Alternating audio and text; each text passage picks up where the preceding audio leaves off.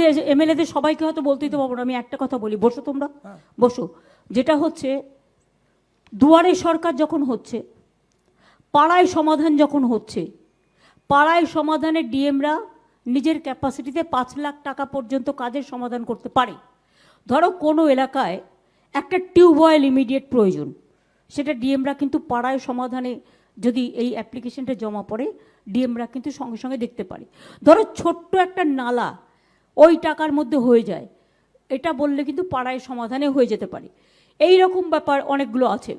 সেই রকম মনে রাখবে দুয়ারে সরকারে, যে দুয়ারে সরকার গভর্নমেন্ট ক্যাম্প করছে, সেই দুয়ারে সরকারে মানে কারো হয়তো এখন তো তোমাদের অনেক সুবিধা হয়ে গেছে, আমাদের সময় তো ক্যারেক্টার সার্টিফিকেটটাও দিতে হতো লিখে, এখন তো ক্যারেক্টার সার্টিফিকেটও দিতে হয় না, যার যার নিজের সেলফ অ্যাটাস্টেশন হয়, সেটাও তোমাদের করতে হয় না।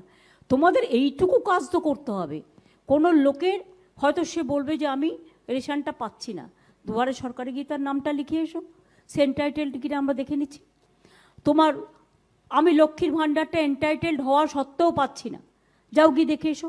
ধরো আমি 2.25 কোটির মতো করেছি, কিছু বাকি আছে, সেগুলো আস্তে আস্তে আবার যখন দেবো তখন আবার দেখে নেব।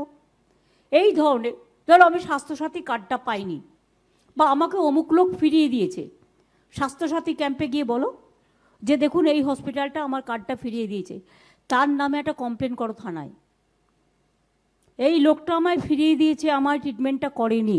তুমি একটা থানায় কমপ্লেন করলে, একটা এফআইআর করলে, সেই এফআইআরটা নিয়ে এফআইআরের কপি এসপি পাঠিয়ে দেবে হেলথ ডিপার্টমেন্টে, একেবারে থ্রু ডিজি হেলথ সেক্রেটারির কাছে, তারপরে দেখো অ্যাকশন হয় কি না হয়।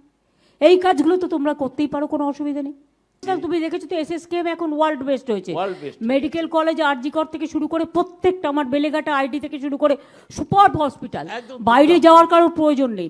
এখানকার লোকেদের প্রবণতা হচ্ছে ভেলোরে যাওয়া, আমি আমার টাকাটা দিয়েছি এখানে ট্রিটমেন্ট করার জন্য, সেই টাকাটা ভেলোরে দিয়ে চলে আসছো কেন? ট্রিটমেন্টটা এখানে করো, এখানে ট্রিটমেন্ট না থাকলে হতো।